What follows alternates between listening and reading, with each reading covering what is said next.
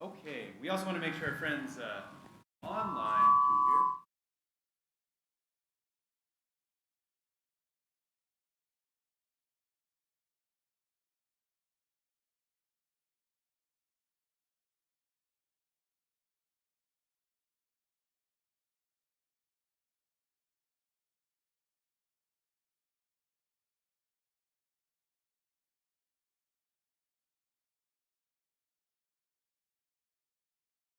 About that. Oh, there we go. The much better. And just want to make sure that our friends online are able to hear us.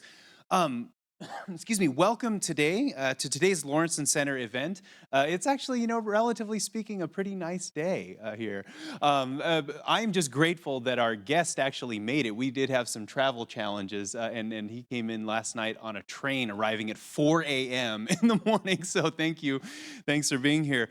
My name is Michael Chan, and I am the executive director for Faith and Learning here at Concordia College. One of the great honors and privileges that I have is to oversee the Lawrenson Center. The center honors the life, work, and legacy of Norman M. Lawrenson, renowned philanthropist, former CEO of Burlington Northern, of course, alumnus of Concordia College, and a former member and chair of its Board of Regents. Through his life and generosity, Norm helped to build a joyful, just, and more trustworthy world. And in honor of that legacy, the Lawrenson Center takes up this question: how do we build a more trustworthy world? Today's event deals with the topic of economic and social mobility, and we are tremendously blessed to have you, Dr. Scott Winship of the American Enterprise Institute with us today. We're very much looking forward to hearing from you. And to provide a fuller introduction, I want to now hand over the microphone to Concordia student leader, Ruel Domi, a junior double majoring in finance and political science and hailing from Albania. Ruel.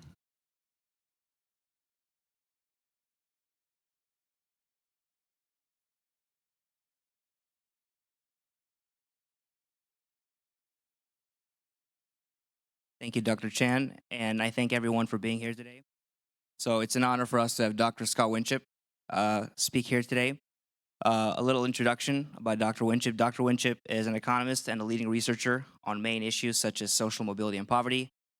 With an academic background from Harvard, Dr. Winship has initiated and written multiple publications that have shaped policy all around the United States.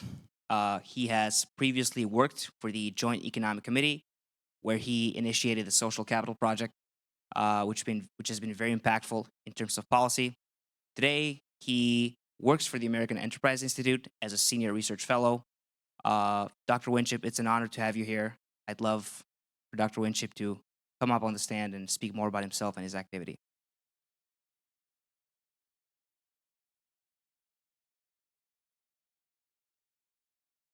I'm going to turn this off. Everyone can hear me with the lavalier. All right. Okay.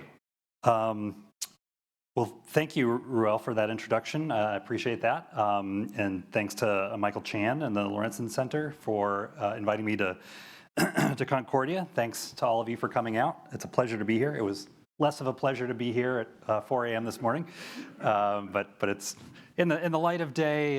It's a wonderful community, I could tell. So I want to just sort of talk a little bit. I'll probably spend most of my time talking about economic opportunity and economic mobility, but then I also want to talk about other ways of thinking about opportunity as well. And I'll sort of try to end and tie things up in a bow and get back to this idea of building a trustworthy world and how that might relate to opportunity. So just to start out, I might ask you to take a moment and just think about what opportunity and the American dream mean to you. Just take a second. Play the Jeopardy music or something. Okay, so years ago, I was working at the Pew Charitable Trusts at something called the Economic Mobility Project. And one of the things that we did in 2009 was to commission a survey covering opportunity and the American dream and economic mobility. So one revealing question that we asked was the following. The term American dream means different things to different people. Here are some ways that people have described what the American dream means to them. On a scale of 1 to 10, please tell me how accurately each statement describes what you consider the American dream to be. I guess there's not actually a question in there, but you get the idea. So based on the responses that we received in focus groups that we organized before developing the survey, we gave people 12 different descriptions of the American dream. Our expectation was the most popular ones would relate to economic outcomes, particularly since in early 2009, it wasn't at all clear that we had sort of successfully escaped the financial crisis. This is sort of less than 6 months from that. The unemployment rate back then was 8%, double what it is today. So we thought surely people are going to mention economic priorities as being the things that they identify the American dream with. But we were wrong. When we looked at the share of people giving a description, a score of between 8 and 10, so you score each of these 12 things, and we looked at the ones, what percentage scored each of them as either an 8, a 9, or a 10. Indicating that strongly accorded with their view of the American dream. 5 definitions fell short of winning a majority support from Americans. These included being middle class, becoming rich, owning your own business, having enough income to afford a few of life's luxuries like vacations and eating out, and getting married and having children. So all of those had less than a majority that answered 8, 9, or 10 for those. So 5 other definitions garnered more support, but with fewer than 2/3 of Americans giving them a score of 8 to 10. Those included getting a college degree or advanced education, being able to succeed regardless of the economic circumstances in which you were born, owning a house, being financially secure, and your children being better off financially than you. So that was kind of the second tier. To our great surprise, the 2 most popular definitions that people selected didn't invoke economic outcomes, but rather personal freedom and individual initiative. The second most popular definition was being free to say or do what you want. And the top description was being free to accomplish almost anything you want with hard work.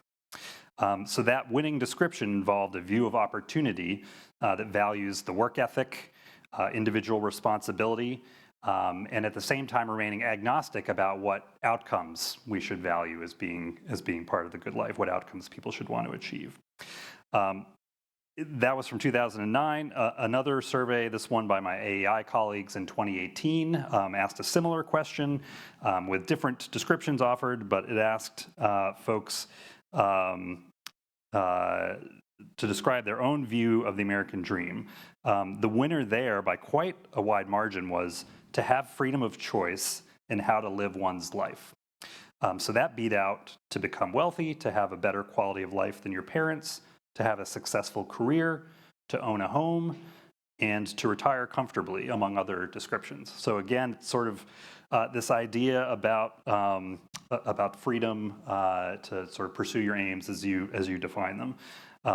So before we dig deeper into economic opportunity, which is going to be kind of the bulk of what I talk about, I just want to emphasize that we make a mistake if we equate opportunity with economic outcomes, at least in the sense that it's not necessarily how most Americans think about as being the most important consideration when they think about opportunity. I'll come back to that point towards the end of my talk.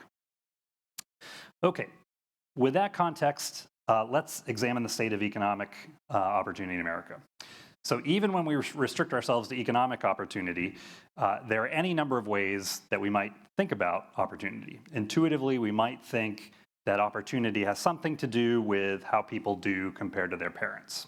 That's one way of thinking about it. Of course, asking how people do compared to their parents begs the question of which outcomes are important to look at. We could look at individual hourly earnings. We could look at annual earnings. We could look at family income, wealth, occupational prestige, educational attainment. We could look at success in finding a spouse. We could look at happiness, just to name the most obvious outcomes that researchers tend to study. I'm going to focus on earnings and family income in my remarks because we have pretty good data on those, and they're relatively easy to quantify meaningfully in a way that something like occupational prestige is a little weird to think about. What occupation has twice the prestige of another occupation. It's hard to think about educational attainment in some ways because there's so much variation in terms of what people who have college degrees actually learn and what they know. Income and earnings, whatever other flaws they have, are pretty straightforward to measure. Okay, so there are two broad ways of comparing the earnings and income of people to those of their parents. First, we might hope that people have at least as high an income as their parents had, at least as good a standard of living as their parents had. This kind of mobility is known as absolute mobility. There are all kinds of wonky complications that I could regale you with in measuring everything that I'm going to talk through, but I'll just mention one here, and that's the issue of what do you actually count as income. Do you count employer-provided fringe benefits as income if people get health insurance, retirement contributions instead of salary? Do you count government transfer payments as income? And if so, do you count cash benefits or do you count non-cash benefits like food stamps? Do you count the earnings that people would receive if employers didn't have to pay corporate income taxes and therefore would pay their workers more in the absence of having to pay a corporate income tax? So there's all kinds of complications here. For the most part, I'm going to do what most researchers do, which is to look at pre-tax earnings, so not including fringe benefits, and to look at pre-tax family income that is before individual taxes, but after government benefits that take the form of cash. So things like unemployment insurance, Social Security, disability benefits, those sorts of things, as opposed to public housing or food stamps, which are not included. Okay, so in a study I conducted for the Archbridge Institute a few years ago, I found that after adjusting incomes for the increase in the cost of living, which you have to do for these sort of analyses, perhaps 70 to 75% of 40-year-olds had a higher family income than their parents did at the same age. So 70 to 75%. Those estimates were done before the impressive gains that have happened since the Great Recession. And so I'm sort of inclined, if we had the best data out there today, that would be 75% of more of people have incomes that are higher than those of their parents. So is that a high rate or a low rate? It's really hard to tell if we don't have some kind of benchmark to compare it against, right? If we compare today's absolute mobility rate to the past, that 70 to 75% looks pretty low. Harvard economist Raj Chetty, among others, have found that about 90% of kids who were born in 1940 did better than their parents at the same age, so 90%. The research seems to indicate that absolute mobility peaked in the depths of the Great Recession, and it steadily declined at least through the 1960s, the mid-1960s, and then declined a little bit after that too. So if you're looking at trends over time, looks like our absolute mobility rates are a little low. If we compare our absolute mobility rates here in the US to those in other countries, what do we see? It's all kinds of difficult data problems that I, again, will not bore you to tears with. But as best that we can tell, the US looks similar in terms of absolute mobility to Canada, Japan, and France. On the other hand, we look worse than Australia, Germany, the Netherlands, Norway, Sweden, and Finland. And there's some ambiguous evidence about Denmark and the United Kingdom. So none of these reference points really paint our contemporary absolute mobility rates in a favorable picture. However, it's worth pointing out that having high absolute mobility may be in tension with having high living standards. So consider three facts about absolute mobility. So one, the typical parental income in the US today is over 3 times what it was for kids born in 1940. So three times richer. Would you rather have been born in 1940 and experienced greater absolute upward mobility, but have been born into the Great Depression? Or would you rather have been born today and have lower absolute mobility rates, but essentially be three times richer on average? Second data point, today's adults in China, having experienced incredible economic growth and urbanization, almost surely, I've not seen numbers, but they almost surely have higher absolute mobility rates than Americans do. Would we rather, for those who were born in the United States, would you rather have been born kind of in rural China so that you could have experienced these higher absolute upward mobility rates, or have the standard of living in the United States? And then third, according to the Chetty research, more than 80% of today's adults who grew up poor now exceed their parents' incomes, whereas for the richest kids, that's only 10%. So would you rather be born to poor parents so that you can have higher absolute mobility, or would you rather be born to rich parents and have a pretty low likelihood of doing even better than them? So there are trade-offs to each of these things. I'll come back to living standards in a moment. A second way of comparing people to their parents is to consider the extent to which growing up with a relatively rich or poor parent translates into being relatively rich or poor yourself in adulthood. So to be sure, we want a world, ideally, where people end up better off than their parents in absolute terms. But even if we lived in that world, everyone can become richer, even if their economic fates are no less tied to their childhood advantage or disadvantage. So the sons of security guards might end up as better paid security guards. But if a bunch of them want to be scientists, we might think that that's still sort of limited opportunity, even though they're better off than their parents, where they have absolute upward mobility. So researchers look at this relative mobility by ranking adults and their parents from poorest to richest, and then assessing how where one ranks in childhood affects where they rank in adulthood. So, for example, in my Archbridge research, I looked at kids who were raised by parents whose incomes were low enough that it put them in the bottom fifth of parental income. So these kids have a 46% chance of ending up in the bottom fifth of family income themselves when they become adults. 46%. On the other hand, they have a 3% chance of making it into the top fifth as adults.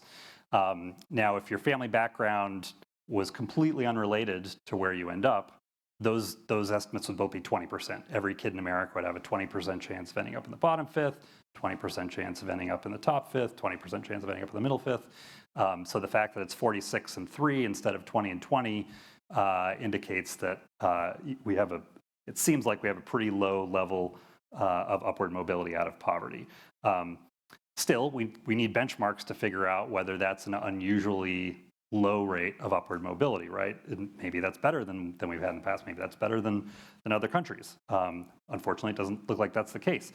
So when we look at US trends in relative mobility, most research, including the research that I've done, indicates that there's been pretty little change over, say, 50 years. If anything, modest declines in upward mobility out of poverty, maybe bigger declines for women.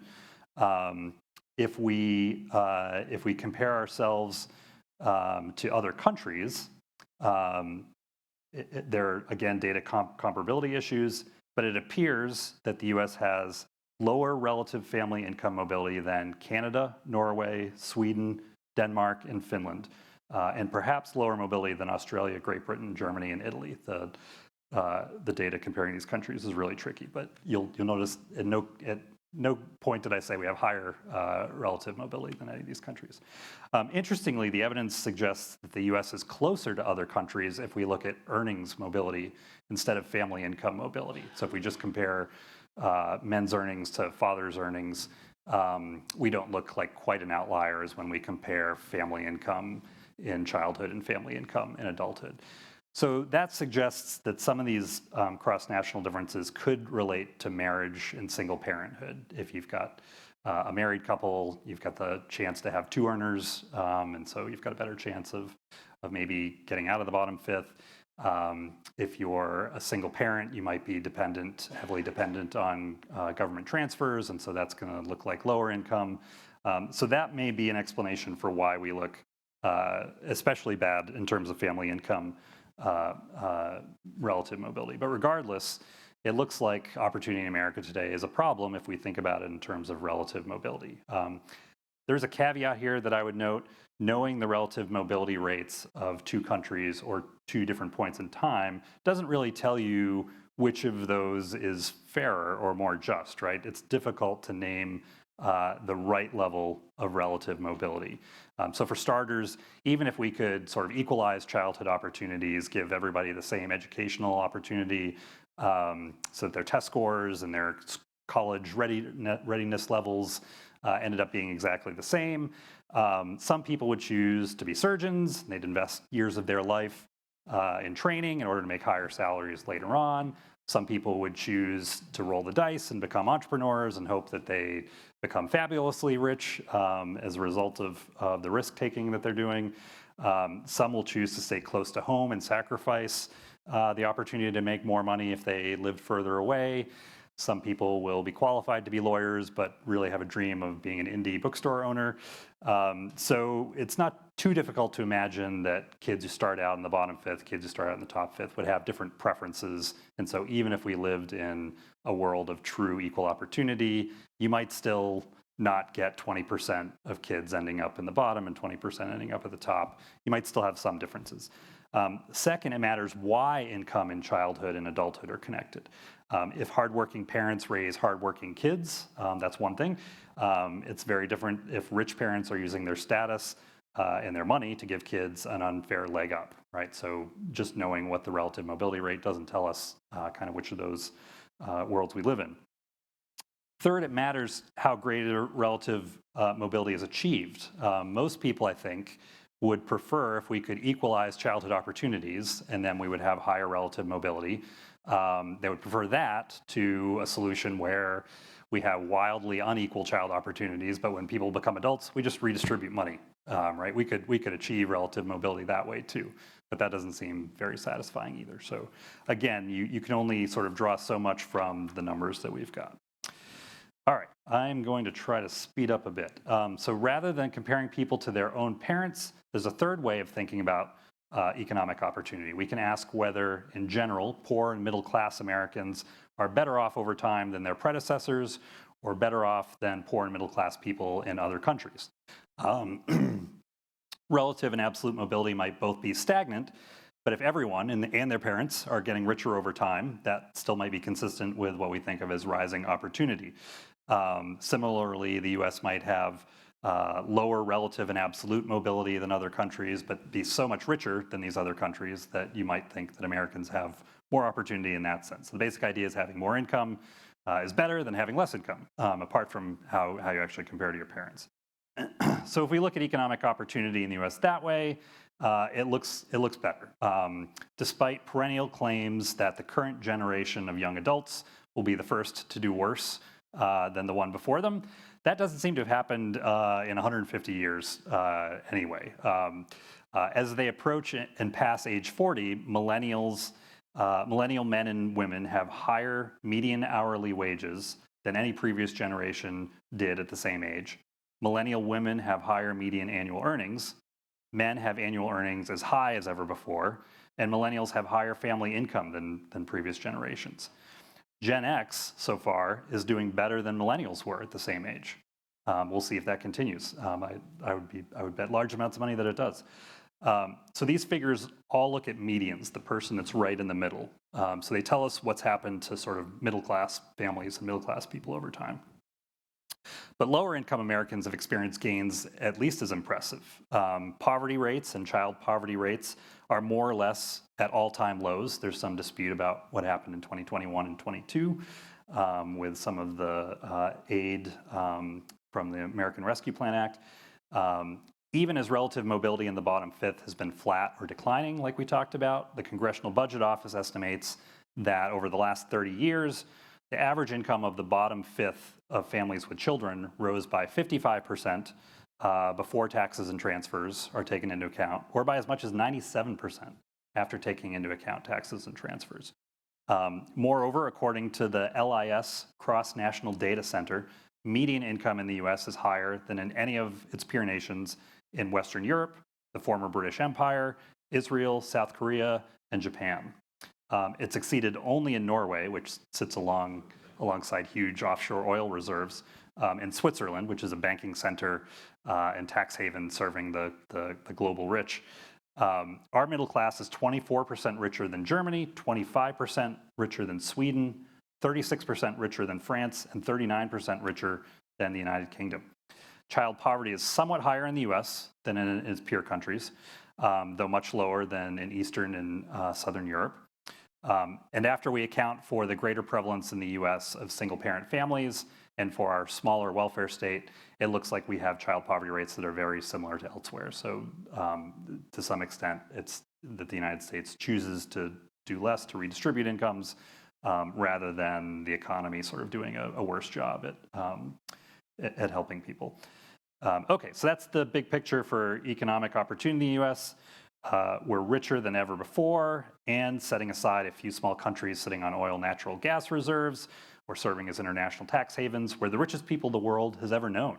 But as in most developed countries, the rate at which we become richer with each passing year has slowed, and therefore absolute upward mobility has declined over time. Moreover, all this great economic growth hasn't done anything to increase relative upward mobility out of poverty. And for that matter, our safety nets may actually retard improvements in upward relative mobility because they embody these perverse incentives in some ways that we can talk about more maybe later. Okay, so setting aside this high-level evidence on opportunity, we should also recognize that the progress the U.S. Has seen has been unevenly shared, and that's important too. Some communities more clearly suffer from a lack of economic mobility than others. Here, I would especially highlight the markedly different relative mobility rates of Black and white Americans. This is, I think, some of the most striking research I've ever done. So in research with Richard Reeves and others, I've found first that Black children are much more likely to have grown up in the bottom fifth than white children, almost 45% versus around 13% of white kids. So that's how many start in the bottom fifth. On top of that, they have less of a likelihood of escaping the bottom fifth if they start there. So for Black men, looking at earnings mobility, 54% of Black men who start in the bottom fifth of father earnings end up in the bottom fifth of earnings themselves in adulthood. For white men, that's 22%. Looking at family income mobility, 62% of Black women who start in the bottom fifth remain in the bottom fifth in adulthood. For white women, that's 33%. So because of these two differences, being more likely to be in the bottom fifth and then being less likely to escape it, multi-generational poverty looks very different for African Americans and for whites. If we look at people who are in their third straight generation of being in the bottom fifth, that is 1 in 5 African American adults. It's 1 in 100 white adults. So even when you are comparing people who are currently poor, they have very different family histories in terms of having poverty in their family over an extended period of time. So it seems to me that these racial gaps are shameful tarnish on the golden promise of the American dream.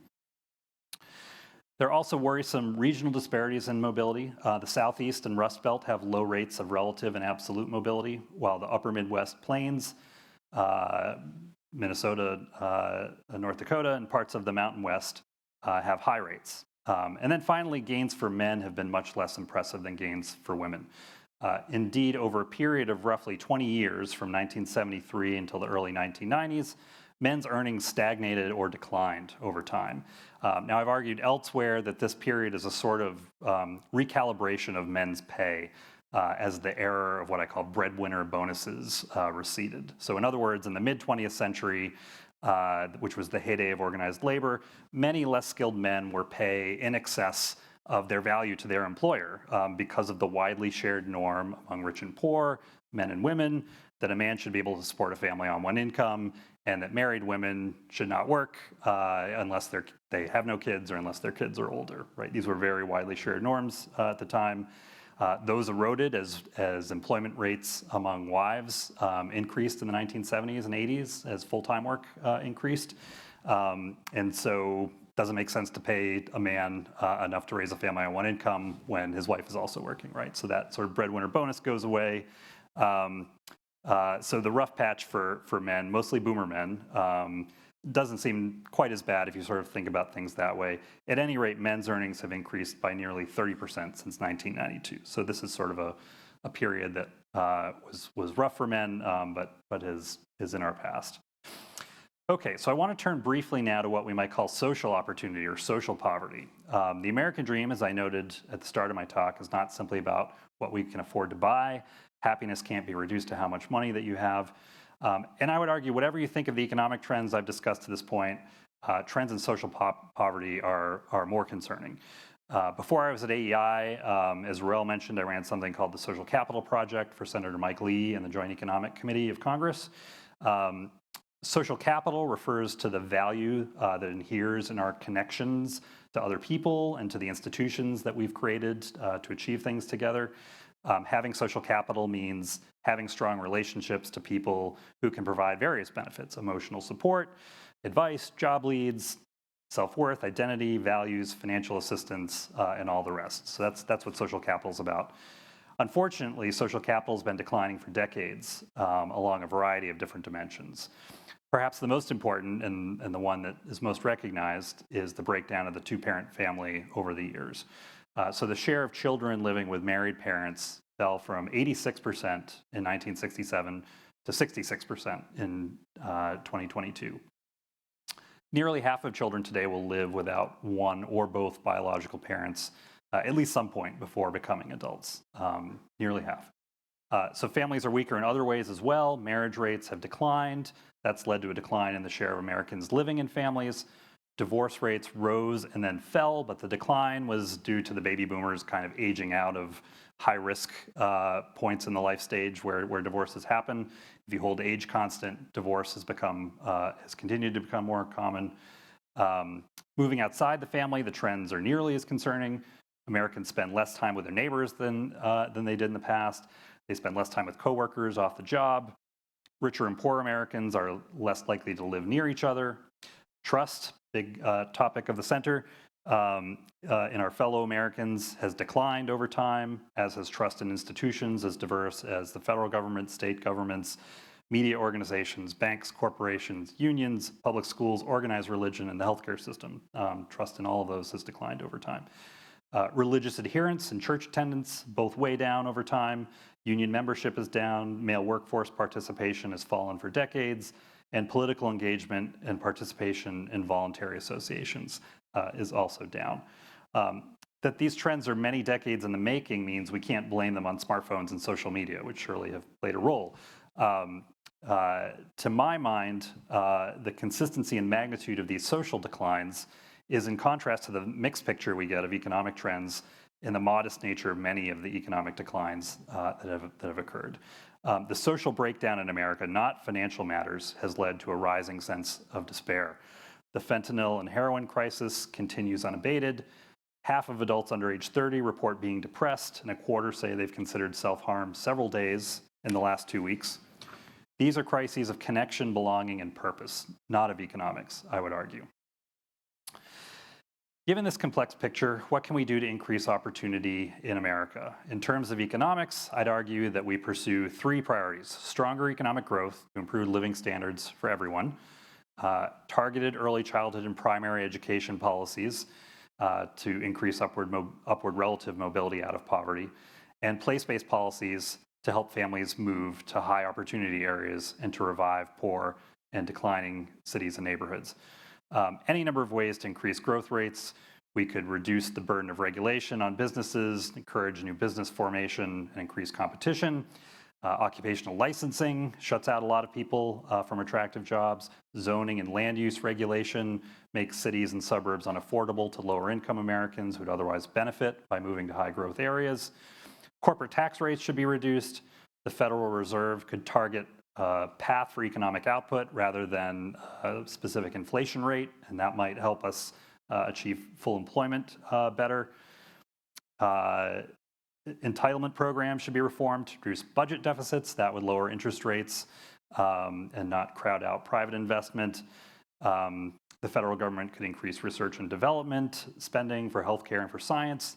Disability and other safety net programs could be reformed to encourage work. We could have education reforms that produce a higher skilled workforce.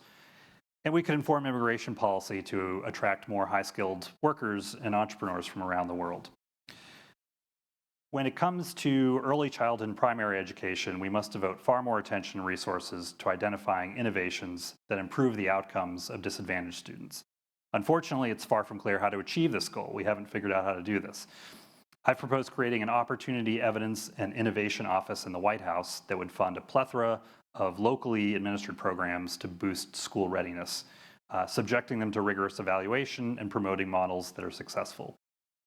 These programs must produce better long-term results than Head Start has managed to achieve.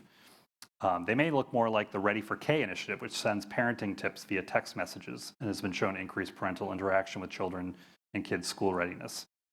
Successful primary education reforms will likely involve increased competition with slow to innovate public schools, such as through authorizing more charter schools, for instance. Policies to help families move to areas with greater upward mobility might include efforts like the Creating Moves to Opportunity pilot in Seattle. That program encourages families who are eligible for housing vouchers to move to areas that empirically are shown to have higher upward mobility rates. And it also works with landlords in those areas to get them more comfortable with accepting these housing vouchers as well. We could reduce zoning and land use regulations, as I mentioned, which would give people more residential choice. If we do all those things, many people are still going to prefer not to pick up and start over in a new place, however. And so we also could invest in poor neighborhoods as well. There's something called opportunity zones that Economic Innovation Group promoted that's now actually become law. It gives these big tax incentives for people to invest in lower income neighborhoods. Hopefully will work. It's too early to tell, but that's the sort of thing that we could pursue to help places that are being left behind. Okay, finding solutions to the social breakdown will be trickier. Social capital is primarily about local relationships, and so in some ways the expanding reach of the federal government maybe has crowded out the ability of local institutions, civil society, local government, individual families and neighbors to solve their own problems. So I think part of the solution there has got to be devolving more stuff to the local level. The federal government can certainly serve a role in a lot of areas, but at some point, rebuilding these atrophied social capital muscles, I think would go a long ways to reducing social capital declines. If we're worried about the decline of two-parent family, which we should be, we could incentivize marriage through tax reforms. We could institute time limits and work requirements for beneficiaries and more safety net programs, which seems to have be responsible for some of the increases in single parenthood over time. We could do public service campaigns promoting the benefits of marriage, all sorts of things we could do there too. Other efforts, we could promote charitable giving and volunteering. We can make it easier for faith-based organizations to administer federal programs. That ends up being very difficult for Catholic charities or something like that to actually administer programs that secular groups can. Okay, and in closing, I just want to return to those libertarian and bourgeois values imbued in citizens' conception of the American dream. In ways that I don't think we fully appreciate, the right-leaning populist turn in American politics is much more a product of cultural rather than economic grievance and anxiety. Not all of these grievances are coherent, and certainly not all of them are defensible. But at its core, right-leaning populism is about resentment of elites and the cultural power they have to affect the proper ways of thinking about things. Trump voters do not want to be judged for their views on religion, gender, law and order, patriotism, or fairness. They oppose policies and cultural expectations that infringe on their ability to say or do what they want. They upend their way of life. They view themselves as working hard and playing by the rules, and they think everyone else should too. They don't want to be told what they should value as defining the good life. They don't want to be made part of a global community necessarily, and they don't want federal policy to help people who subvert the importance of the work ethic and the social contract. In short, Trump voters see cultural change driven by progressive elites and institutions like national media that routinely disrespect them as infringing on their opportunities. Rallying around Trump is a way for them to assert their own vision of opportunity and a way to join and identify with something in the midst of pervasive social breakdown. Young progressives at the leading edge of cultural change in their own way are also grasping for meaning and identity in a world of diminished institutions. The fracturing of the national sense of brotherhood and sisterhood is, in the end, another manifestation of social breakdown, and we must think very broadly about what opportunity means if we're able to get out of our current crisis. I'll end there. Thanks.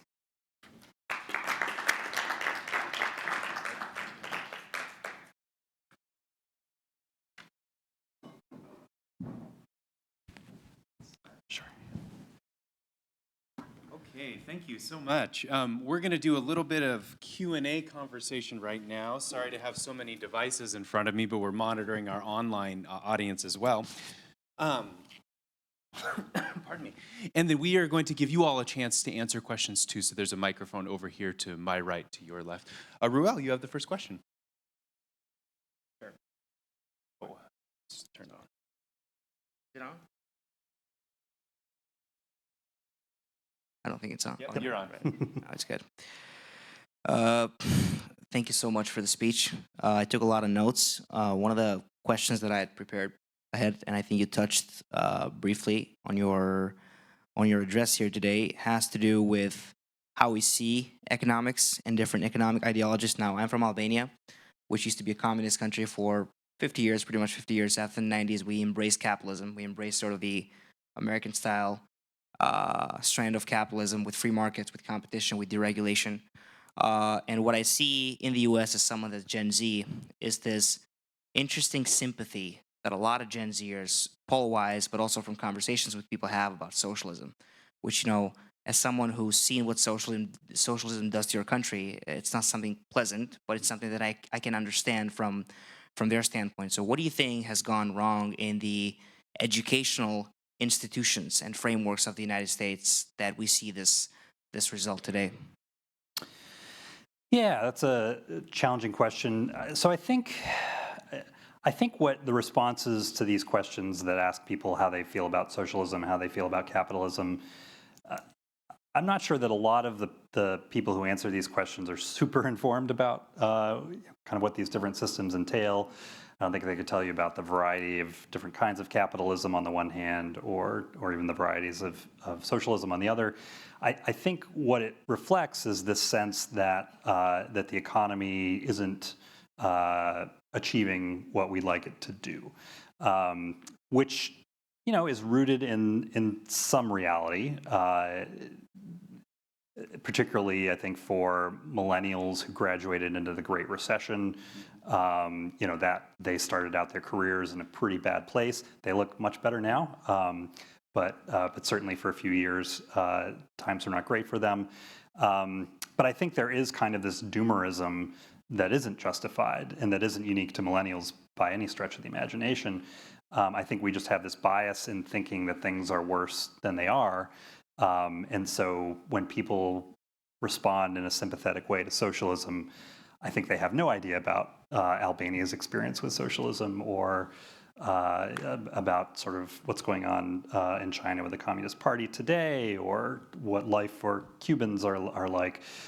It's more, I think, just this sense that they're frustrated that things aren't better in the United States, and so hey, maybe there's this other model that that's worth thinking about. Probably pretty naive view, though, I think, in general. Yeah, thanks for that. So I think part of your reputation, and I mean that in the best possible way, is that you often will use data, I think, in ways that provokes sort of both sides of the aisle, and I appreciate that very much about your work. When you think in really broad stroke terms about kind of policy recommendations in particular, maybe even economic analyses, what in general does the left get right and wrong about poverty, and what does the right get right and wrong about poverty, and how would you kind of paint and describe those buckets? Yep, that's a great question. I think what the left gets right is I think there's a tendency, maybe this is more what the right gets wrong. There's a tendency on the right, I think, to sort of see that some people have escaped poverty and to then say, like, they did it, anybody can do it, right? And there's no such thing as kind of structural disadvantage or barriers. If some people don't do as well as other people, it's because of family breakdown, or it's because of cultural deficiencies, or whatever. And I think family breakdown actually is fairly important. But there's a sense that, like, anybody can really do this if you try hard enough. And I think the left correctly sees that kids are born into a world that's not of their own making. None of us choose our parents. None of us choose our neighbors. And it's one thing to sort of look at 30-year-olds and hold them accountable for the choices they're making. It's another thing to look at 14-year-old boys and hold them completely accountable for the choices that they're making, right? 14 is not a remarkable time of sort of logical, rational thinking. And certainly 5-year-olds can't be held accountable for much of anything. I think what the right gets right, I guess I'd name a couple things. One is that a lot of what we've tried to increase upward mobility and opportunity in the United States to change behavior just hasn't worked. If you just look at the evidence of Head Start, you can even look at sort of conservative-friendly things like marriage promotion programs. Like, the stuff just doesn't typically work. Now, I think we should be trying to find things that do work and then replicating those and promoting those. But I think the right is right that in general, 19 out of 20 times, if the federal government's trying to change behavior, it's going to fail to do that. The other place that I think that it gets things right is in being a little less Pollyannish about the incentives that are embedded in some of our safety net programs and what those would lead any rational person to do. Lots of our safety net programs disincentivize marriage, they disincentivize work, they disincentivize investing in yourself or your kids, they disincentivize savings. And these are just things that are built into the program. Like Charles Murray, who's at AEI, has been criticized in a number of ways, but the whole point of his groundbreaking book, Losing Ground, was that you or I, faced with the same financial incentives, would act exactly the way that that people on welfare act. You wouldn't get married because then you're going to lose your benefit. You're going to end up worse off in terms of how much income you have than if you did get married. So I think that's an insight on the right. I think too many times the left sort of thinks poverty is a choice. We could reduce poverty to nothing just by giving everybody money, and they don't sort of think about the kind of follow-on effects that would have. Thanks. Real? We're just going to do one more from you, one more from me, and then on to our audience. So you mentioned the concept of absolute mobility, which I found very, very interesting, something I never heard before. So it's good to hear you speak more about it and define it and give specific examples and data about it. And you spoke about millennials and Gen X and how there's a stigma and tendency that people usually have to say that currently the newest generation is doing worse than their parents, and that's not necessarily the case if you look at the stats of the data. Yep. I don't know if you mentioned Gen Z, but what does the data say about Gen Z and how they compare to millennials, Gen X, and all that stuff? Yeah, great questions. So the first one on absolute mobility, sort of as I mentioned, it's sort of the likelihood that you're going to end up better off in real terms than your parents, and partly that depends on measuring the increase in the cost of living the right way, because just making more money doesn't mean you're better off if prices have gone up, by the same amount. So I think I'd characterize it as reasonably high in the U.S. for family income, that sort of 75% figure that I was thinking about. It's quite high for women if you're sort of comparing women's earnings to the earnings of their own mothers, or to the earnings of their own fathers. That's improved over time. There are fewer women exceed their father's earnings, but many more do than in the past. The picture for men is worse. The picture for men is kind of worse on a lot of these indicators, and in part it's because of this slowdown in earnings that I talked about in the 1970s and 80s. For men, it's a little bit over half of men end up better off than their fathers in terms of earnings. I think that's going to go up. I think we sort of are looking at, like, when we sort of look at today's 40-year-olds, I think they're kind of already doing better than 40-year-olds in the early 1980s did. So I think the story for men moving forward on absolute mobility is going to be positive as well. Your second question was about generations. So we don't have a lot of great data on Gen Z yet because you guys are so young, right? So we don't know what you're going to earn at 40 yet. We don't know what your marriage rates are going to look like. We don't know what your student loan debt rates are going to look like necessarily. So it's a little bit of a time will tell situation for Gen Z. It looks like the things that are most distinctive about millennials, who at this point are 40 years old or getting close to 40, is their marriage rates have dropped a lot versus Gen X. And secondly, their student loan debt loads have increased a lot. So that makes their wealth levels look low because we have this weird thing when we measure wealth where we count your student loan debt as debt, but we don't count the asset that you invested in. You didn't take out the loans for nothing, right? You took out the loans to increase your earnings power later on. We don't count that as wealth. And so it artificially makes millennials look less wealthy than they are. But that's probably also going to be true of Gen Z. I would think that your student loan burdens will be higher as well. Yeah. Actually, let's pivot to our audience questions right now. So if you have something that you'd like to ask, please just go ahead and stand up and make your way to the microphone and pose a question.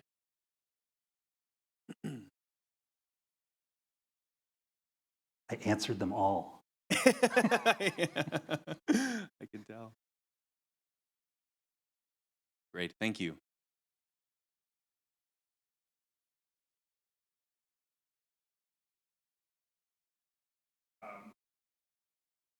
You're good. You should be on.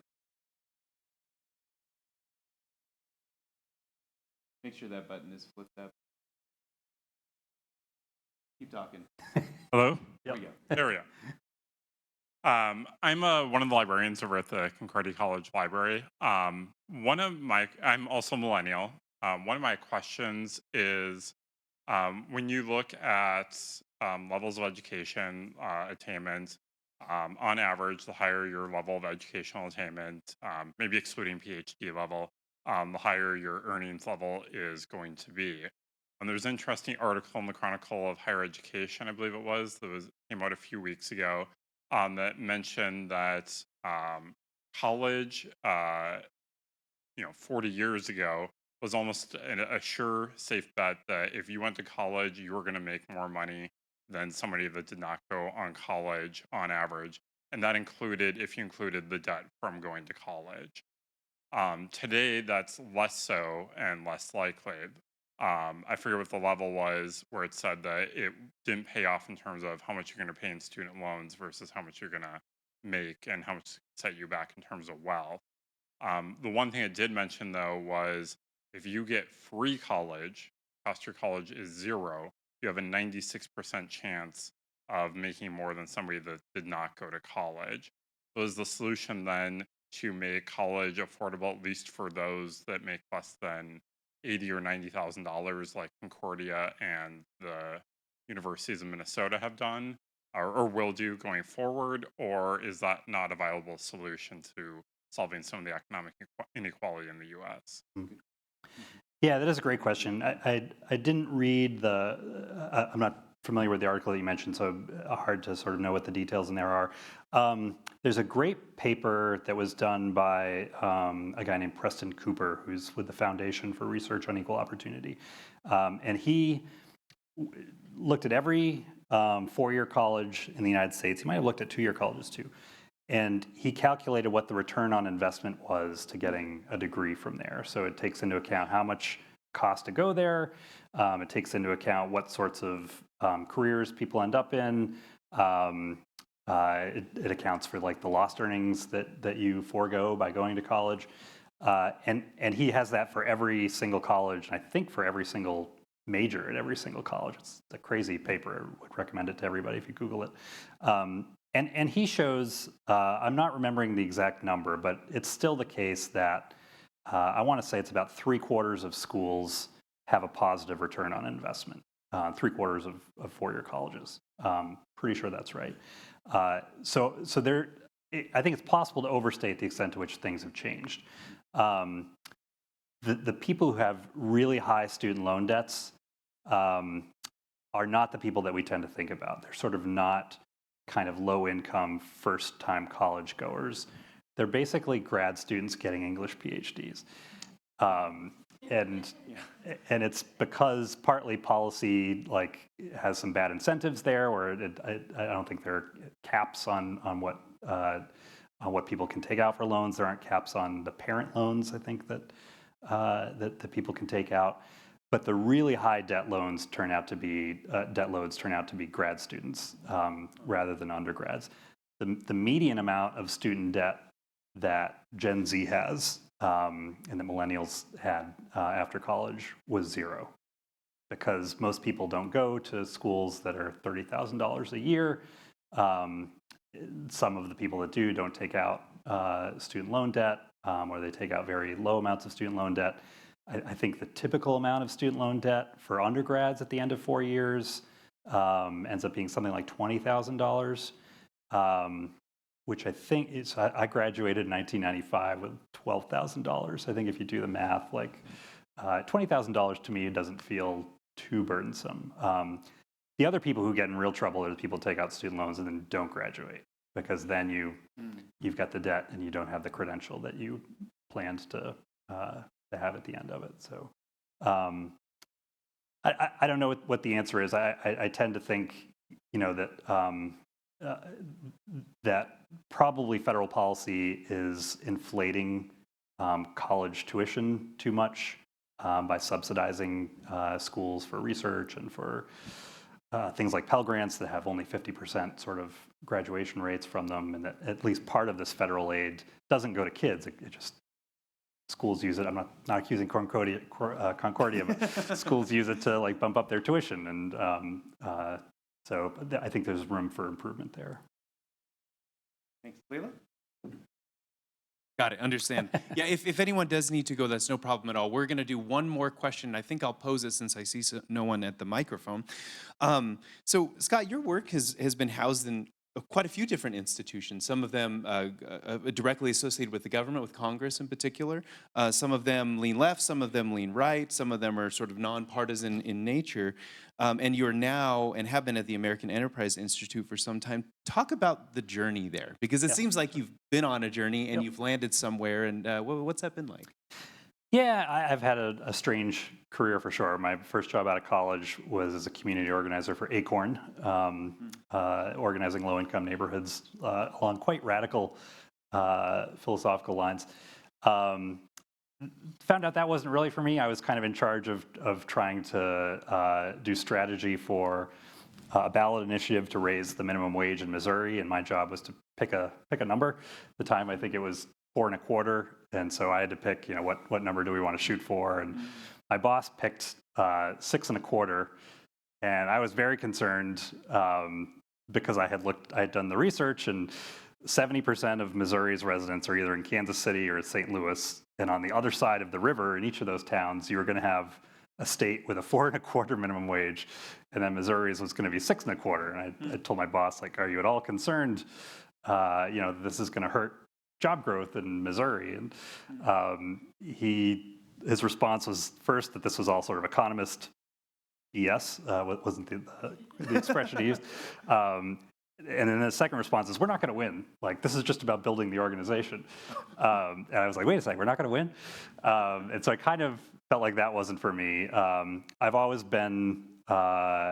enjoyed number crunching and answering questions with data. So I eventually went to grad school, went to think tanks, but still very much considered myself to be on the left, center left. One of the things that changed that was that I was pretty sure in the mid-1990s, when the federal welfare reform bill passed, that was going to be a disaster for poor families. And then when I got to grad school and actually studied it, I found the same thing that a bunch of people found, which was it looked like poor single parents were actually doing better than before welfare reform. And that really kind of caused me to say, like, all right, maybe my priors aren't necessarily right all the time. And I got more and more concerned about unintended consequences. I didn't love Obamacare. I sort of thought that was a bigger response than what was needed for healthcare reforms. Over time, I kind of lost friends on the left, and I gained some friends on the right. Around 2014, 2015, there was this thing called reform conservatism that had a moment for about 13 seconds before the 2016 election. And I found that crowd very friendly, very interested in sort of finding conservative ways to solve problems that mostly progressives had been looking at. So yeah, that's sort of been my journey. I've just kind of naturally over the years bounced to more conservative places over time, without, I think, changing too much of sort of what my core beliefs are. But. Well, Scott, thank you so much for your time today, and thanks to our audience for coming for this interesting conversation. So thanks again. Thank you. Thank you so much. Thanks very much. Appreciate it. Thank you, sir. Thank you. I'm sorry, I forgot I have just one brief announcement about upcoming programming. So the cards on the table, as always, those will take you to our website. There's a QR code on the back. We encourage you to sign up for the newsletter and also for the podcast so that you can kind of get regular updates. We're still building out some of our spring programming, but I do want to let you know about one that's coming up on February 8th. with Dr. John Bitson, who's of the from the Challey Institute, just down the road at NDSU, and there we go, right there. They have recently done some interesting survey work on college students. This is national survey data, not NDSU data. It's going to be, there we go, the American College Student Freedom, Progress, and Flourishing Survey. So there's a lot of interesting data in there that's going to touch on everything from, actually what you talked about, Scott, on perceptions of progress and where we actually are and where people think we actually are, and issues around speech on campus as well. So promises to be really interesting and provocative, something, a kind of balance that we try to find. So have a great day, everyone. Scott, again, thanks for your time. Very much. Great. Thank you.